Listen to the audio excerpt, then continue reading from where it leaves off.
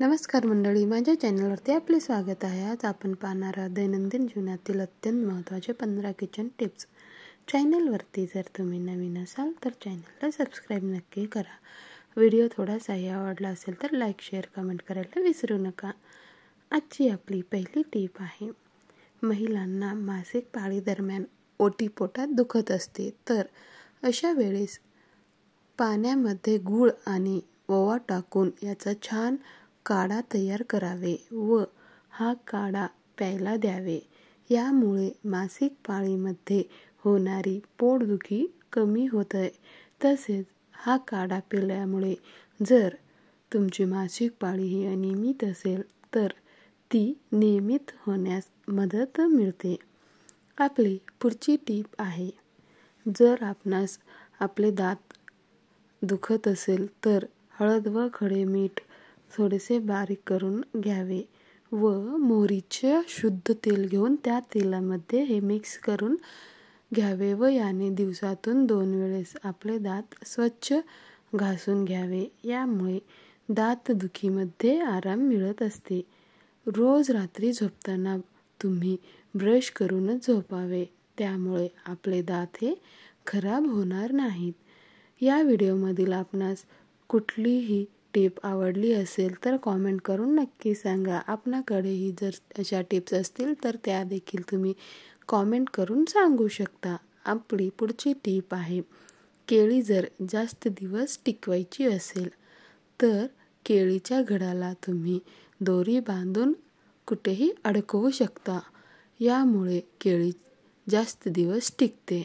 तसेच केळीच्या देठाला तुम्ही कागद गुंडाळून ठेवला तरी केळी हे लवकर खराब होत नाहीत. ती जास्त दिवस छान ताजे राहते, नासत नाही. तुम्ही बाजारात बघितले असाल, केळीला घडाला दोरी बांधूनच अडकवून ठेवतात, ते जास्त दिवस टिकते. आपली पुढची टीप आहे, स्वयंपाक करत असताना कधी काही चुका होतात. तर भाजी किंवा आमटी करत असताना त्यामध्ये जर चुकून तिखट जास्त पडले असेल तर ते खावेसे वाटत नाही. तर अशा वेळी ते तिखटपणा कमी करण्यासाठी आपण त्यामध्ये दही किंवा मलाई किंवा तूप घालू शकता. यामुळे भाजीमधील जो काही तिखटपणा आहे तो कमी होतो व भाजी चवीला पण छान लागते. चॅनलवरती नवीन असाल तर प्लीज सबस्क्राईब करायला विसरू नका. सबस्क्राईब करणे हे फ्रीच आहे. आपली पुढची टीप आहे, लिंबू वापरल्यानंतर त्याच्या साली फेकून देऊ नये. त्या एका डब्यामध्ये जमा करून फ्रीजमध्ये ठेवावे. जेव्हा केव्हा आपणास तांबे पितळची भांडे घासायची असेल तेव्हा या सालीमध्ये थोडंसं मीठ टाकून हे भांडे घासावे, त्या छान चमकतात. तसेच तुम्ही कुकर लावत असाल तर कुकरमध्ये बी या साली टाकू शकता. आपली पुढची टीप आहे, हरभऱ्याची डाळ नेहमी भाजून दळून आणावे. अशा प्रकारे जर दळून आणलं तर त्यापासून बनवणारे पदार्थ हे हलके बनतात व हे पदार्थ आपण किती खाल्लं तर आपल्या पोटात गडबड होत नाही.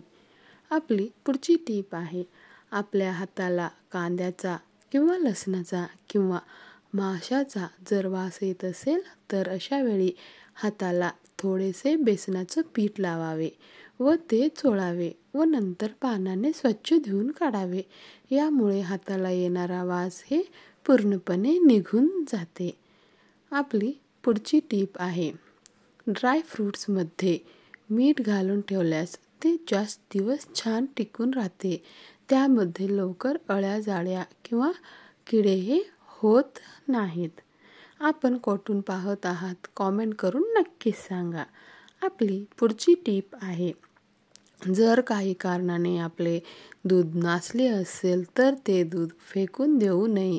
एक कढई घ्यावे व त्या कढईमध्ये नासलेले दूध, थोडेसे दूध पावडर आणि साखर टाकून छान ते घट्टसर होईपर्यंत परतून घ्यावे व नंतर एक प्लेट घेऊन त्यामध्ये ते काढून थापून घ्यावे व त्यामध्ये तुम्ही वेलची पूड सुद्धा टाकू शकता. याने चव छान येते. तर असं छान चवदार बर्फी तयार होते. एकदम बाजारामध्ये भेटते त्याप्रमाणे ही बर्फी लागते व आपले दूध नासलेले हे वायाही जात नाही.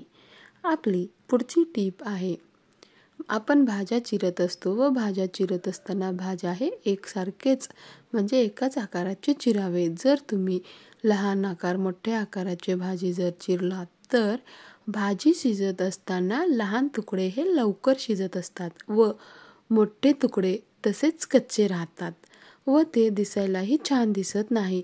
त्यामुळे भाजी चिरताना एका आकाराचे चिरावे.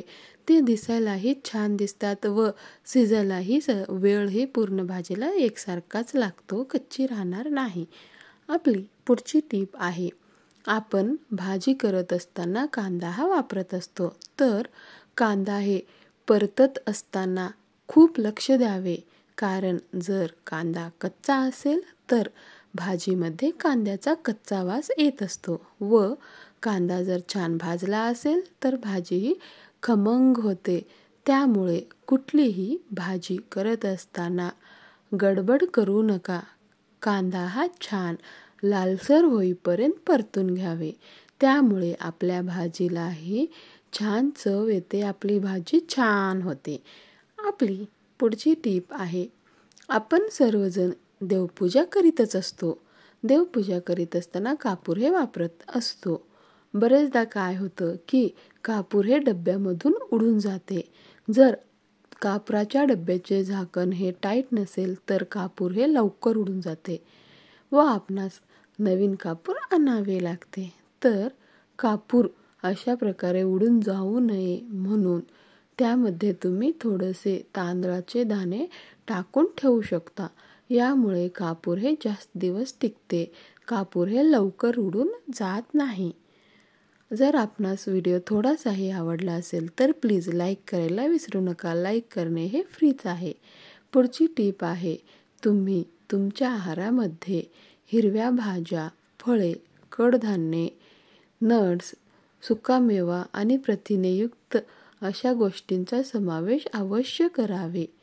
हे आपल्या निरोगी असते.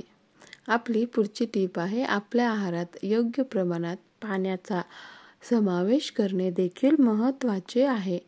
शरीराला हायड्रेट ठेवण्यासाठी दररोज कमीत कमी 8 ते 10 ग्लास पाणी हे अवश्य प्यावे. आपली पुढची टीप आहे, जर तुम्हाला तुमची रोगप्रतिकारशक्ती वाढवायची असेल किंवा तुमची दृष्टी कमजोर झाली असेल तर ती वाढवायची असेल किंवा तुमची पाचनशक्ती वाढवायची असेल किंवा तुम्हाला केस घनदाट लांब पाहिजे असतील तर तुम्ही तुमच्या आहारामध्ये आवळ्याच्या रसाचा वापर करू शकता. तुम्ही आवळ्याचा रस घेऊ शकता किंवा त्याचे लोणचे खाऊ शकता किंवा त्याचा मुरंबाही करून खाऊ शकता. तर आजच्या आपल्या या स्पेशल किचन टिप्स आपणास कशा वाटल्या कॉमेंट करून नक्कीच सांगा. आपणाकडेही जर अशा टिप्स असतील तर त्या देखील तुम्ही कॉमेंट करून सांगू शकता, वाचायला मला आवडेल.